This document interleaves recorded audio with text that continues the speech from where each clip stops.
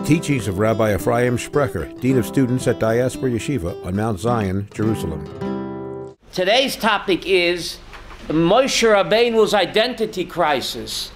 I bet you didn't know, Ira, that Moshe Rabbeinu had an identity crisis, right?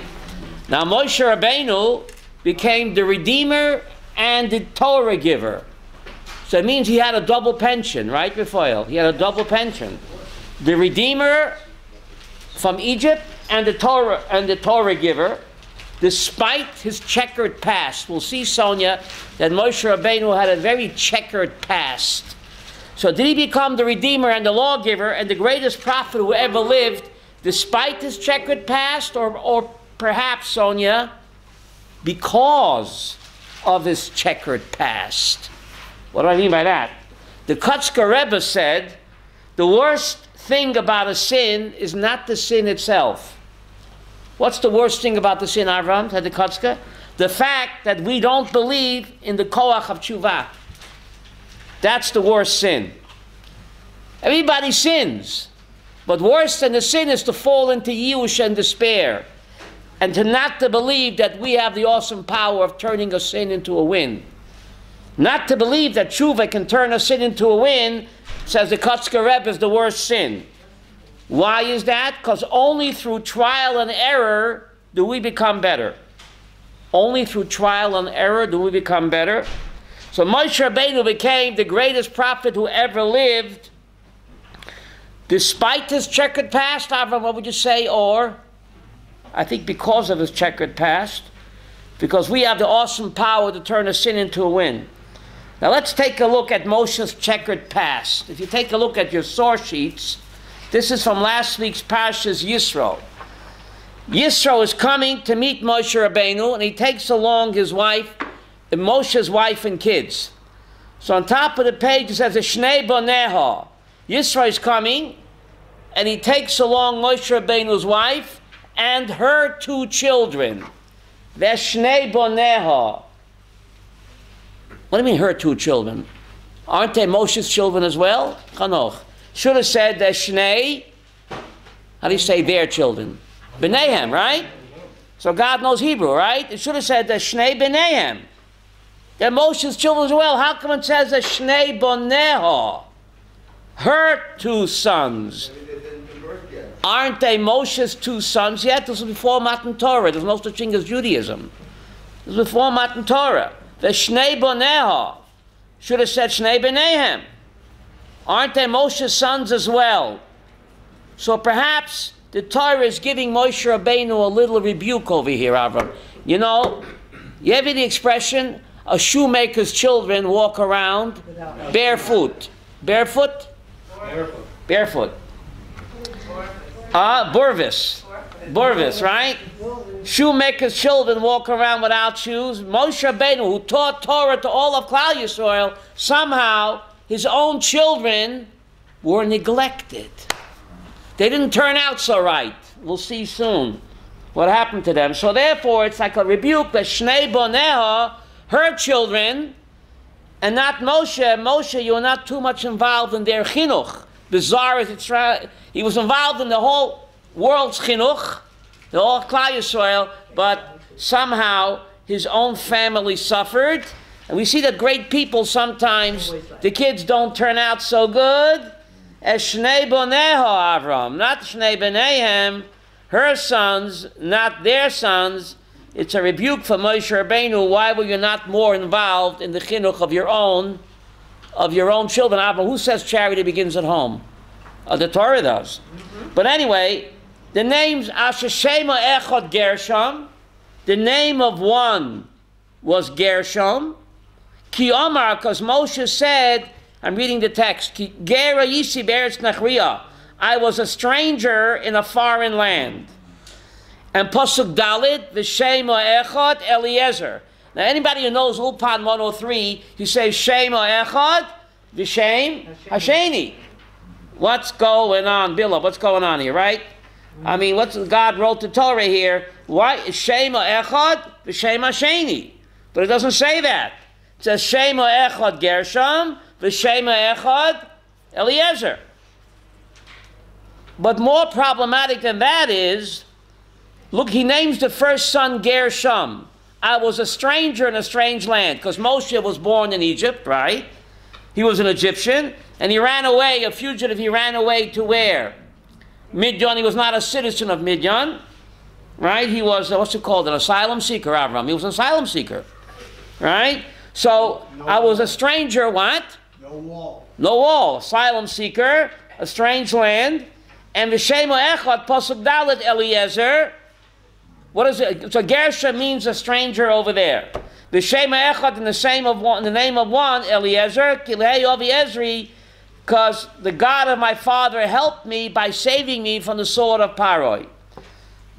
Billa, which incident took place first? Hashem saving him from the sword of Paroi, or being a stranger in a foreign land? Which took place first? First, Hashem saved him from the sword of Paroi. And then he became a stranger in Midian. So his firstborn should have been what? Eliezer. You understand the question? Elhei Ovi Be'ezri, that took place before Gershom. What does Gershom mean? A stranger there. Before he was a stranger there, Elhei Ovi Be'ezri, Hashem saved him from the sword of Pharaoh. So that incident took place, Ira, before. So his firstborn should have been what? Eliezer. And then Gershom. Why does the Torah reverse the order? Why reverse the order? God saved him first before he became an alien in a foreign land. So his firstborn should have been Eliezer, and the second son should have been Gershom. How come he doesn't mention God's name by the firstborn son? And why does it say Shema Echad and Shema Echad instead of Shema Echad and Shema Sheni? So there's an amazing Balaturim over here. Incredible Balaturim. On the left side, the Balaturim, Shema Echad Gershom, Ki Omar, V'Shema Echad Eliezer. Now look at the text, Pasuk Gimel. By Gershom it says Ki Omar, because he said. In Pasuk Dalid, by Eliezer, it doesn't say Ki Omar. Again, the Torah is not being consistent. You should have said, the firstborn is Gershom, because he said, I was a stranger. And V'Shema Echad Eliezer, because he said, God saved me. But it doesn't say Ki Omar by Eliezer. Why not? And why Shema Echad, Shema Echad? So Balaturim on the left side deals with that. Shema Echad Gershom, Ki Omar Ger, the Gomer, etc. V'Shema Echad Eliezer, Ki Elhei Ovi Be'ezri, God saved me from the sword of Pharaoh. V'Eng Sif Kan Ki Omar. By Eliezer, it doesn't say because he said. And why does it say by Gershom because he said? And why should I care? Ikol Amemar Ki Omar de Elkoi Val Gershom Ksiv in the Balaturim Ki Omar Ki Yesh Drash v'Midrash. The Balaturim quotes a strange midrash. Keshenotan Yisroi Bitoy LeMoshe. When Yisroi, remember Moshe was a fugitive. Yisroi took him in. The KGB of Egypt was looking for him. Yisroi took him in, and Moshe very much wanted to marry what? Zipporah, Yisroi's daughter, right? When Yisroi gave his daughter to Moshe, Hutzvech lahasna shia ben harishon lavodah zarah. Here. Yisroi said, remember, Yisroi was the Pope of Midian. Remember that, right? Cohen Midian. Yisroi said, you want to marry my daughter? Fine, on the condition that the firstborn son that is born from this marriage will be the choir boy in the Vatican in Midian. And as strange as it sounds, Lillian, he agreed. Moshe agreed. V'lakach lo nimo. And therefore, remember Pasha Shemos? Moshe Rabbeinu was on his way to Motel 6, and a Malach of Hashem wanted to kill him. Why did a Malach want to kill him? Why did what? For not circumcising a kid, you don't get mitah. So the Medrash says that he's quoting because he made a deal that the firstborn Gershom doesn't mention God's name. That firstborn child will be in the Vatican. And therefore he did not circumcise him.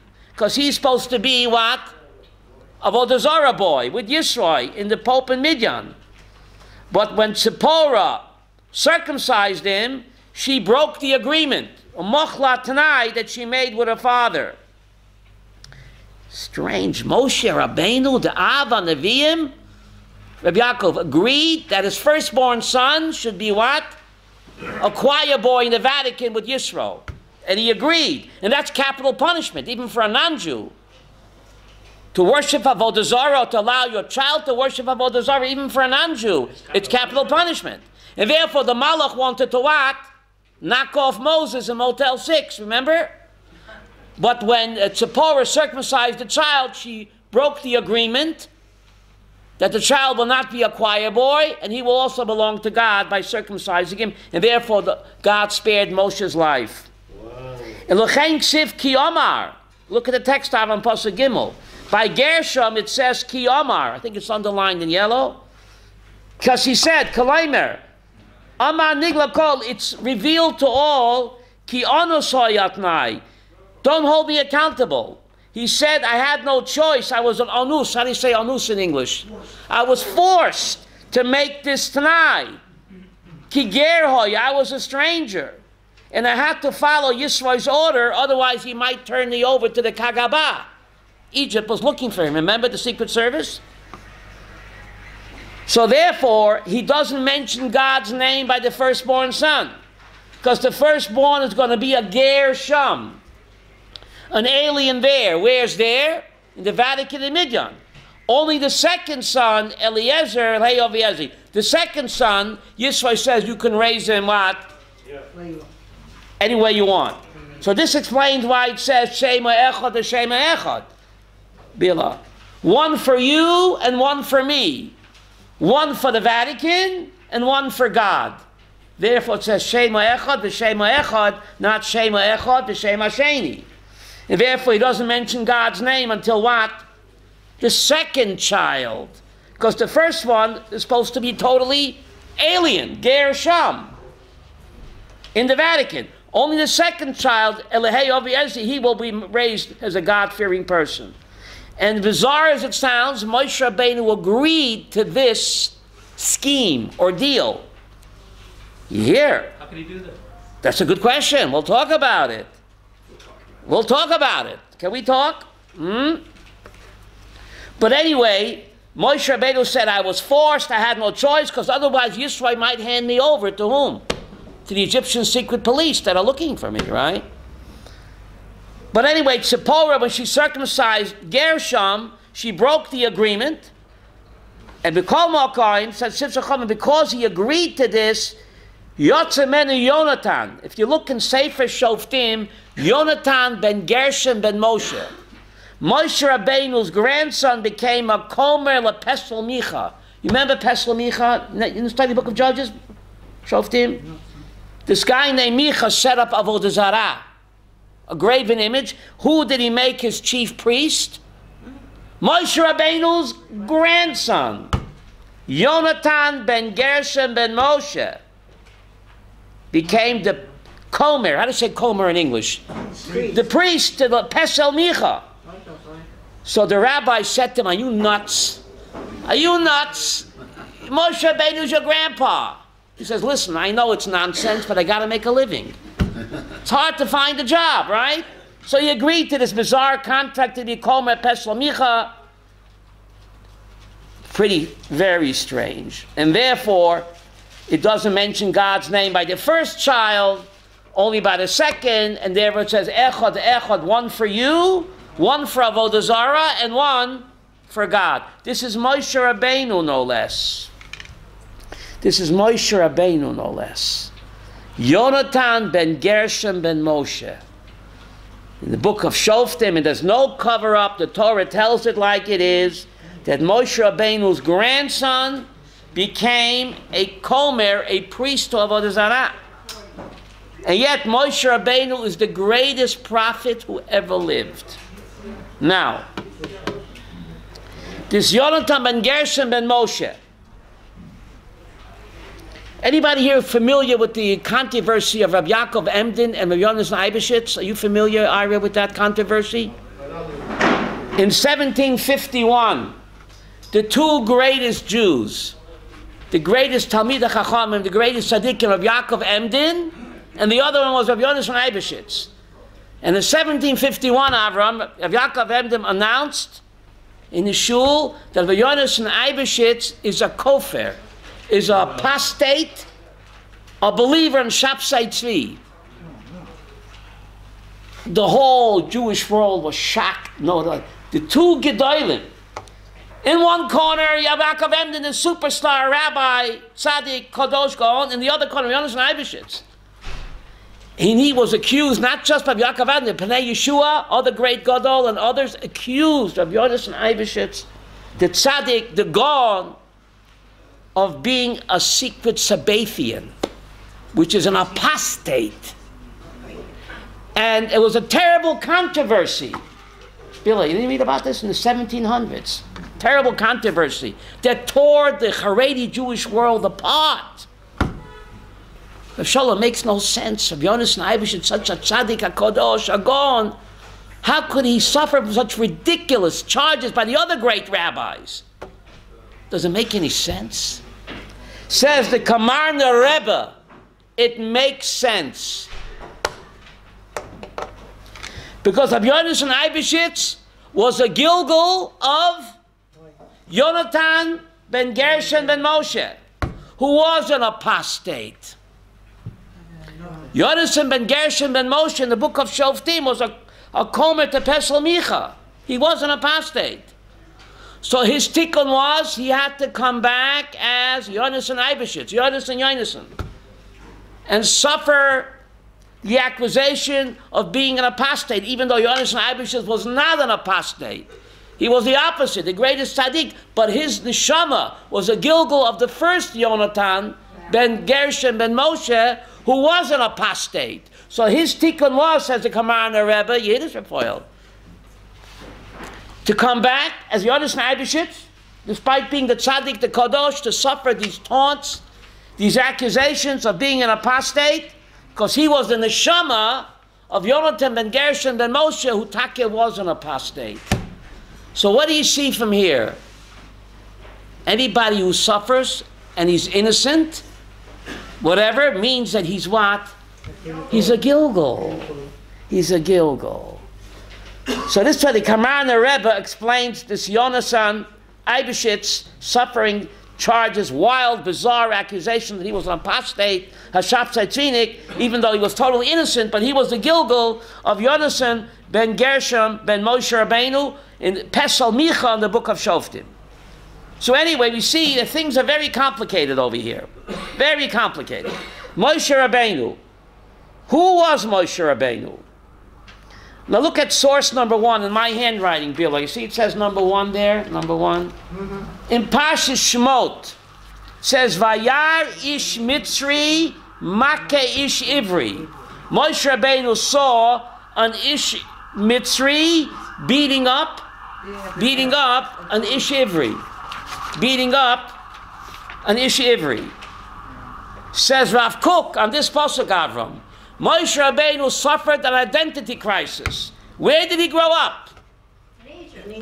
In the palace of Pharaoh. Who bought him his first playpen and first tricycle? Pharaoh. Right? His first electric bike? Pharaoh, right?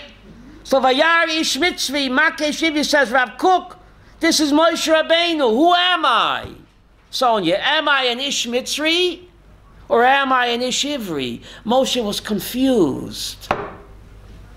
The greatest prophet who ever lived was confused. Who is Moshe Rabbeinu? Look at source number 2 in my handwriting. You see that? Yes. Shemot bet to ish Mitzri. The Torah calls him an ish Mitzri. Yisro's daughters said ish Mitzri hitzilanu. Yiddish? A Mitzri man saved us from the shepherds. Remember by the well? Right. And the Medrash says, V'lo ki Yosef. Yosef says, I come me'eretz Ivrim. And Moshe heard himself described as an Ish Mitzri, and he didn't protest.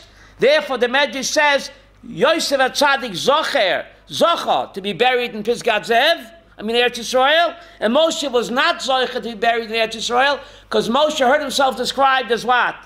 As an Ish Mitzri. He didn't speak up like Yosef. Yosef said, I come here to Ivrim. So therefore Yosef was Zoicha to be buried in Eretz Yisrael because he identified himself as a proud Hebrew from Israel, unlike Moshe Rabbeinu, who heard himself described as an Ish Mitzri, and he what? Kept silent. That's what the Medrash says. Chanoch, you understand this Medrash? No. Nitziv says, I don't understand this Medrash at all. It's wrong. He was never there. Beautiful. Bueno. You're mechavan to the Nitziv. You know Bar Ilan Street? That's his father, Bar Ilan. Oh. The son. Bar Ilan Street is the son of the great Nitziv. Nitziv asked your kasha.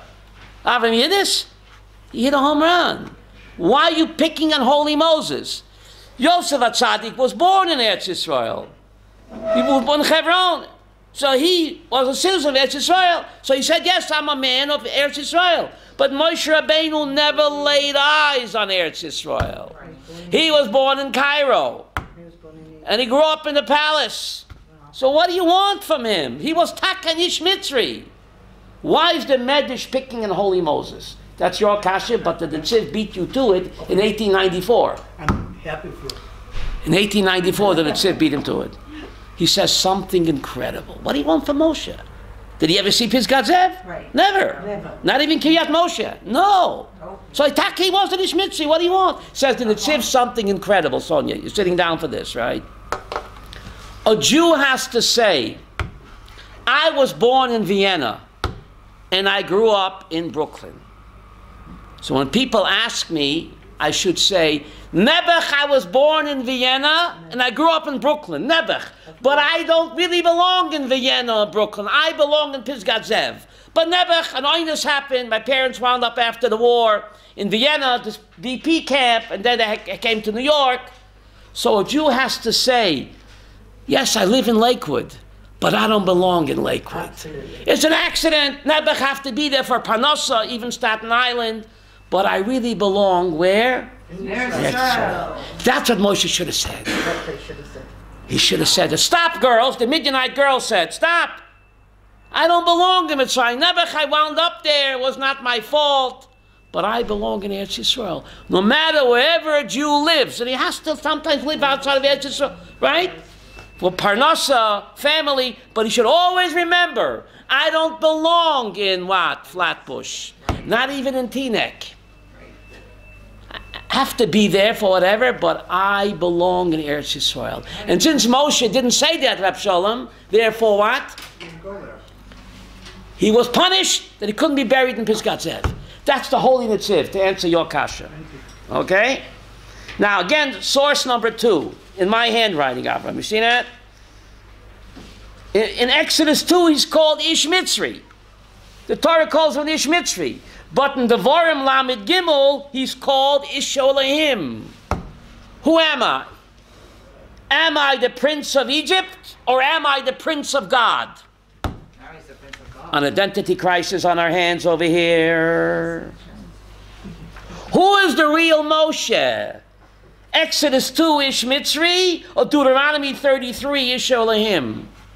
Avram, says Rav Kook, every one of us has this identity crisis. Well, so he's both then. 1 minute. My Rebbe Rapam Zatzal said something amazing. You sitting down? Every person is a Dr. Jekyll and a Mr. Hyde. He said, if you don't believe that, you don't know yourself. Sometimes we act like Dr. Jekyll, so, what's the word? Kind, giving, and gracious. But sometimes when we lose it, the Mr. Hyde comes out. When we lose it, the constant struggle between an Ish Mitzri and Ish Elohim. Now, Sonia, you win some, you lose some, you can't win them all. But the great part is the power of tshuva, that even if you act like a Mitzri, you can become an Ish Elohim. Who proved that? Moses.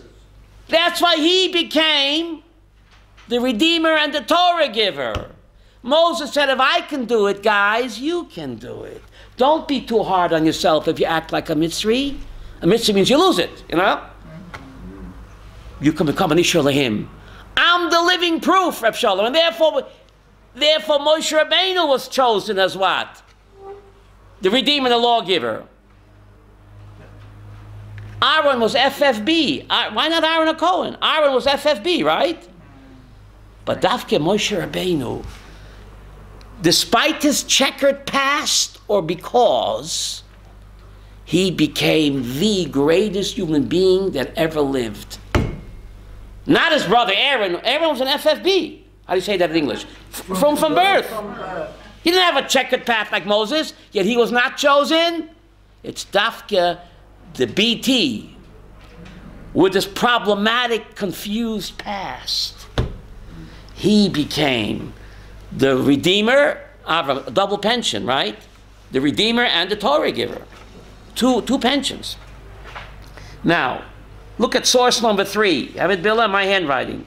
Prince of Egypt or Prince of God? Now, it's even more problematic. Look at source number 4, Avram, my handwriting in the bottom. Vayikach Amram yochevet daidosai. Exodus 6 says that Amram married his tante. How do you say tante in English? His aunt, right? He married his aunt, and who was born? Moshe Rabbeinu. Avram, is that kosher? No. Is it kosher to marry your Doda? It's Gilead Ayot. It's prior to... Okay, saved by the bell. Okay, saved by the bell. But still, Moshe Rabbeinu's parents were involved in an incestuous relationship. I didn't know that. Good thing you came. I didn't know Let's look at source number 4. Vayikach Amram yochevet daidosai. Exodus 6 says that Amram married his aunt Yochevet. In Jewish law, it's Gilead Ayot. It's one of the 3 cardinal sins that you have to what, Raphael? Die for. And the child is a mamzer. Now, this gentleman is right. The Torah wasn't given yet. Saved by the bell. But still, let's look. Saved by the bell. Right? What's going on? Elisheva, what's the message over here? You got my message on Friday, Elisheva? Thank You got what's the message over here? What's the message? Moshe's past is very checkered. Even his yichus, how do you say yichus in English? His pedigree is very, very problematic. The Torah wasn't given yet, but still, what's the message? No matter how low you were, or no matter you're born on the wrong side of the tracks, what? It's up to you to change your life. Don't cop out. My parents made me do it. The environment, right? What's it called? Pass the buck? Climate change, whatever. Moshe Rabbeinu proved, despite his problematic past and his problematic birth, he became the greatest human being that ever lived. Like King David. Zelbazak with King David, right? Think of King David. Billah raised upon. The 2 greatest human beings that ever lived on the face of the earth is who? The Mashiach and Moshe. Mashiach and Moshe, right? The 2 greatest human beings. And both of them had very, very problematic past. Moshe Rabbeinu, here you have, the Amram married his aunt Yochevet. And King David is very problematic because who was King David's grandmother? Ruth, the Moabite. The Moabite go-go dancer. Right. Moab was the symbol of what? Of immorality. Moab made Las Vegas look like a kindergarten, Ira. Moab, the symbol. And Moab means from father. Because Lot had relations with his daughter. The child was born Moab, from father. And Moab was the ancestor of Ruth. And she became the Baba, the grandmother of what? King David. Couldn't God find the best Yaakov Madel? To be the grandmother. No. Dafka, a go-go dancer from Moab who comes from incest. Let's check David HaMelech's grandfather, Boaz. Who does Boaz come from? Yehuda saw this woman right? Tamar. He thought that she's a Zonah. Right? He had relations with her. Who was born? Peretz and Zorach. Boaz is a direct descendant of what? Of Peretz, the child of Yehuda and Tamar, who happened to be his daughter-in-law, thought that she's a Zonah. To have relations with a daughter-in-law in Jewish law, even when the son is dead, is Gilead Ayot. Even when the son is dead. It's Gilead Ayot. To have relations with a daughter-in-law, even when the son is dead. It's again Gilead Ayot. The child is a mamzer. So David HaMelech, if he was alive today, could he do a shidduch? let's check his past. Not with the title box anyway. Right? A good thing he couldn't do a shit after. David HaMelech, the Melech HaMashiach. So what's Avram? What's God's game plan? Two greatest human beings ever going to live, Moshe Rabbeinu and David HaMelech, the Mashiach. Both of them come from an incestuous background. And by David, it's from both sides. It's Ruth from Moab, and the Zay, the Boaz, from Yehuda and Tamar. It's a double incest. You don't think, Ira, that's bizarre? What's the plan? Well, let's think. Moshe Rabbeinu said, V'nachnu mo. We are nothing. King David says, Tolas anoichi. I'm a worm. Come on. Moshe Rabbeinu didn't know who he was. Speak to God face to face. Gave us the Torah. Brought down the mun and Dan quail and split the rock and all the miracles, split the Red Sea. How could he say I'm nothing? And King David, doesn't he know that he's the Mashiach, the sweet singer of Israel, wrote the Tillim. He's the regular Revi in the Ma'aser Merkava, Avram. How could he say I'm a worm? Now we know great people have great egos. The greater a person is, the greater is his ego. How could Moshe and David be so humble? They're not robots, Avram. They're human beings. And great people have tremendous egos. The answer is, Moshe Rabbeinu, you want to get a swelled head? Who are your parents, Moshe? Down boy. Down boy. Moshe. The Torah says in Exodus 6 that your father married his aunt, Yocheved. No. Not nice. No. You want to become, how do you say, ungeblusen? Arrogant and stuck up? You're the great lawgiver and redeemer, yes. But you cannot be proud because you have a very, very, how do you say, skeletons in the closet?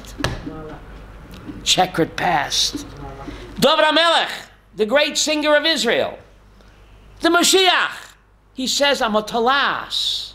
Doesn't he know who he is? So again, the same idea, Raphael. David, you want to get stuck up? Look at your Baba and your Zayda. Ruth the Moabite go-go dancer. And your grandfather Boaz, he comes from incest with Yehuda and Tamar. This is God's insurance policy. Don't you see, Chanoch? This is God's insurance policy, to keep the greatest humble. Amazing. Because they're human beings with human failings. Amazing. And this is the message, no matter how great a person is, everyone has skeletons in the closet. So what? Is that going to get me down? I think the opposite. Because I have skeletons in the closet, I have to do better. King David always couldn't rest on his laurels because he had this checkered background. And Moshe Rabbeinu knew what he did. He made this deal with Yisrael that his firstborn son should be what? For Avodah Zarah. This haunted him. David became who he was despite his checkered past because. And Moshe became who he was because a great person who knows he made a mistake cannot rest on his laurels. You know, a tzaddik gomer, an FFB, can go on cruise control, right? But a person that sinned has to make up for lost time.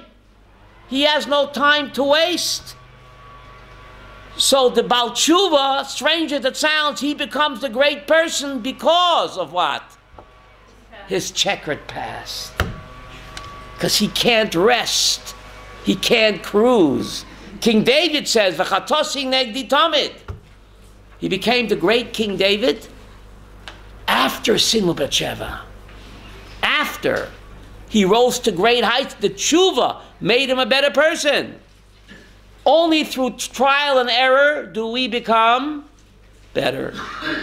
So King David and Moshe Rabbeinu taught us how to turn a sin into a win.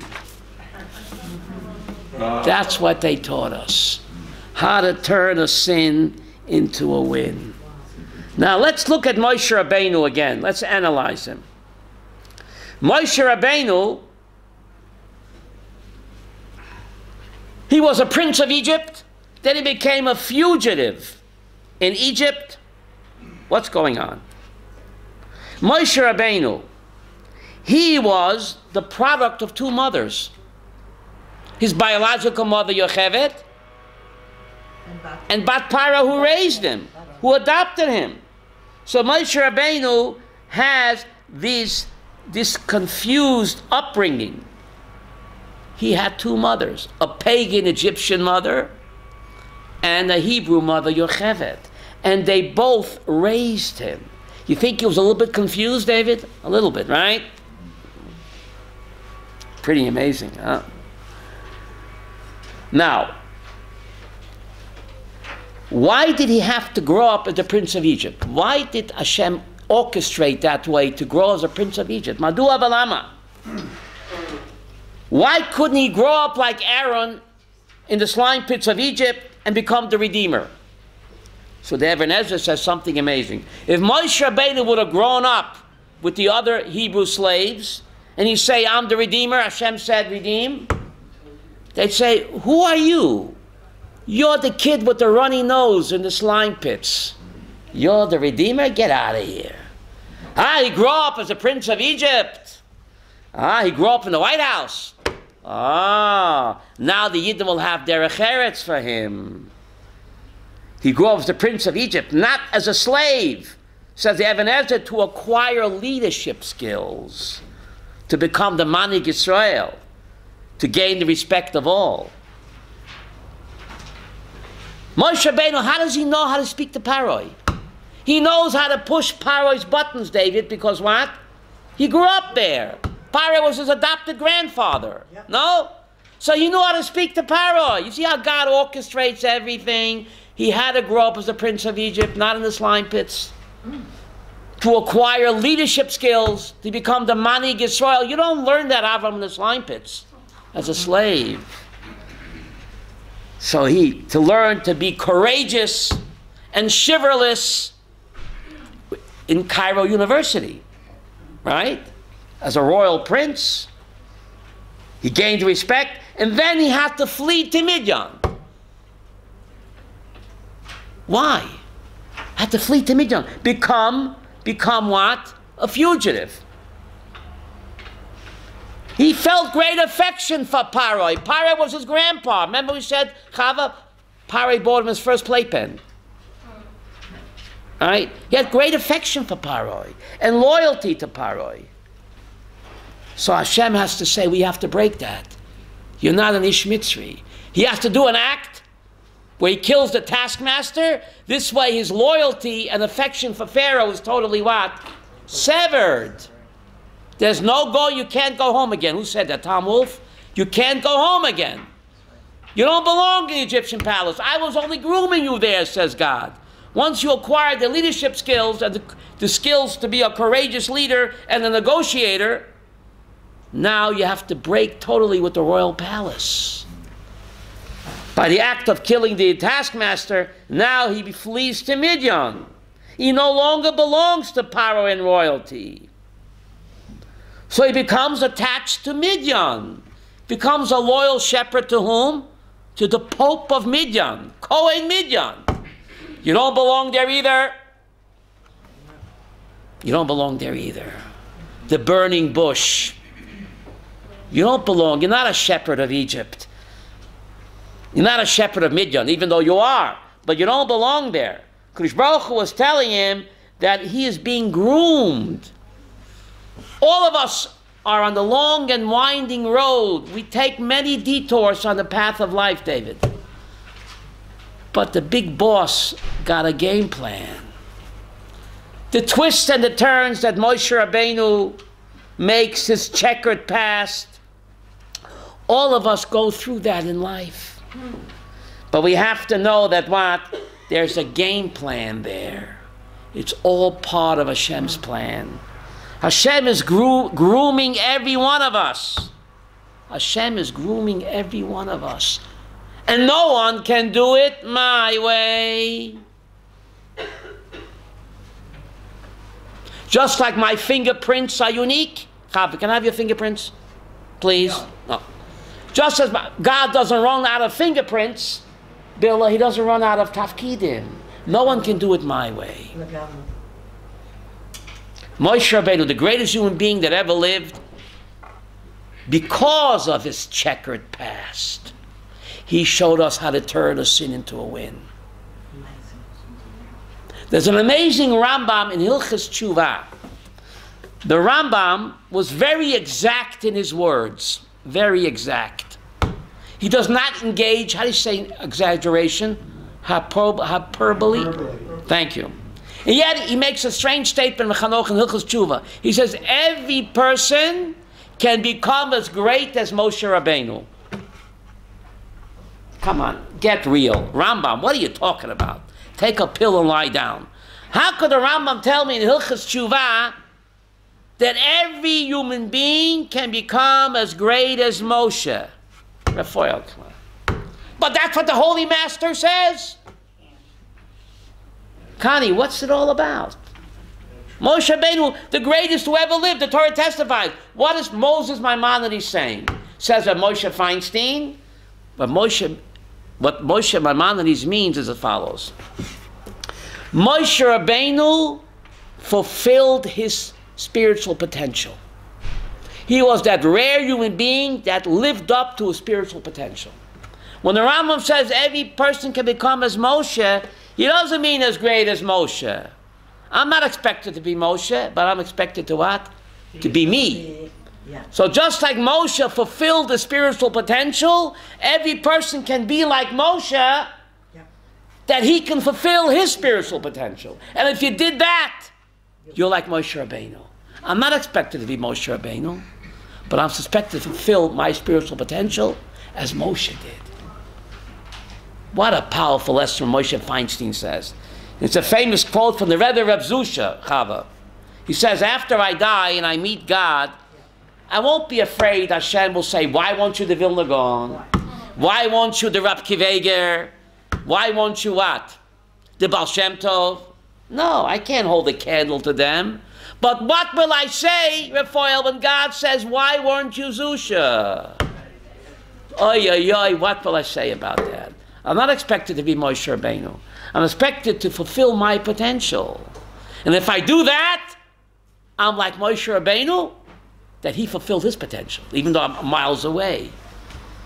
So that's the message of Moshe Rabbeinu, that all of us can fulfill our potential.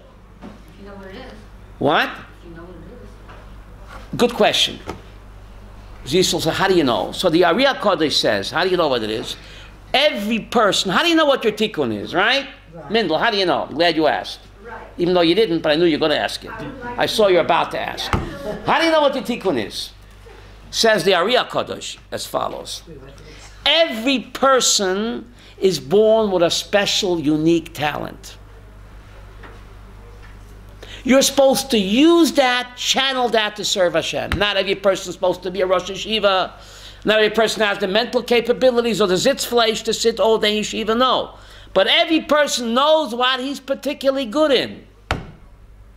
Use that talent to serve Hashem. As my dear friend Chanoch, he's a great musician, and he's a great author. He uses that talent to serve HaKadosh Baruch Hu. You don't have to be a Rosh Yeshiva. You don't have to be a yeshiva boy. But every person and whatever he's good at can use that talent, channel it to serve Hashem. You're a kind person, you're a giving person, you like to do favors, you're a person that smiles. You change a person's whole life. Person's having a bad hair day, and you give him a shmeichel, doesn't cost no money.